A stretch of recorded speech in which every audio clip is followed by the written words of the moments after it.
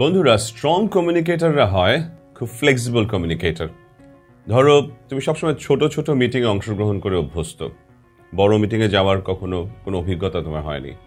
আবার ধরো তুমি খুব ইনফর্মাল মিটিংয়ে পার্টিসিপেট করে অভ্যস্ত, ফর্মাল কোনো মিটিংয়ে তোমার যাওয়ার সুযোগ হয়নি। সো তোমাকে যদি স্ট্রং কমিউনিকেটর হতে হয়, ইম্প্যাক্টফুল কমিউনিকেটর হতে হয়, তোমাকে ফ্লেক্সিবল হতে হবে। অন্য কথায় বা অন্যভাবে বলতে গেলে, যে কোনো মিটিংয়েই তুমি যাতে ভালোভাবে ইম্প্যাক্টফুলি কমিউনিকেট করতে পারো সেটা তোমাকে জানতে হবে। আমি কয়েকটা বিষয়ের প্রতি হাইলাইট করব। তুমি যদি এই বিষয়গুলোর দিকে খেয়াল রাখো, you can actually communicate within any environment with any type of audience. প্রথমটা হচ্ছে রাইট ওয়ার্ডস।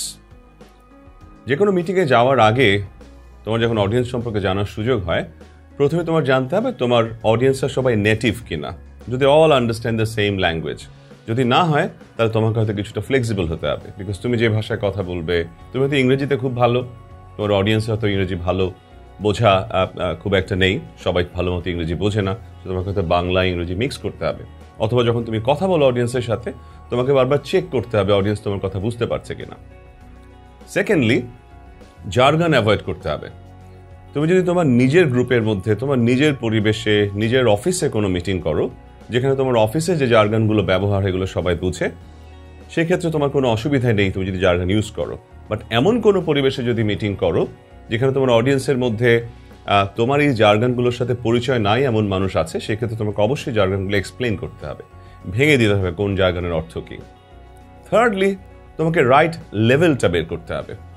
যে অডিয়েন্সের সাথে তুমি কথা বলছো, তারা আসলে তোমার যে বিষয়ে তুমি কমিউনিকেট করছো সেটা কতটুকু বোঝে। তারা যদি তোমার পর্যায়ের মানুষ হয়, বোঝার মানুষ, তাহলে সেক্ষেত্রে তুমি একটা লেভেল মেনটেন করতে পারো। তোমাকে যদি মনে হয় লেভেলটা একটু নিচু করতে হবে, একটু ভেঙে কথা বলতে হবে, একটু স্লো যেতে হবে, তাহলে তোমার তাই করতে হবে to become effective in communication. আমরা অনেক সময় মিটিংয়ে যখন যাই, অনেকগুলো এডিশনাল মেথড নিয়ে যাই। পাওয়ার পয়েন্ট থাকে, অন্য কোনো ধরনের প্রপস থাকতে পারে, ফ্লিপ চার্ট থাকতে পারে।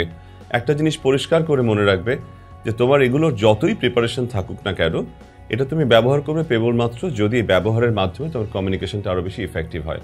ডোন্ট ফিল ফোর্স যে আমাকে এগুলো ব্যবহার করতেই হবে। নেক্সট ওয়ান হচ্ছে don't feel distracted.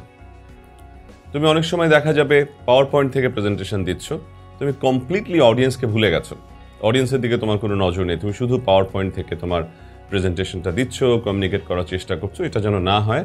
When you are presenting using any of the props, তোমাকে খেয়াল রাখতে হবে অডিয়েন্স ঠিকমতো তোমাকে ফলো করতে পারছে কিনা। ফাইনালি, সারাক্ষণ মিটিংয়ে যখন তুমি প্রেজেন্ট করছো, সারাক্ষণ অডিয়েন্সের দিকে একটা কনসেন্ট্রেশন রাখো।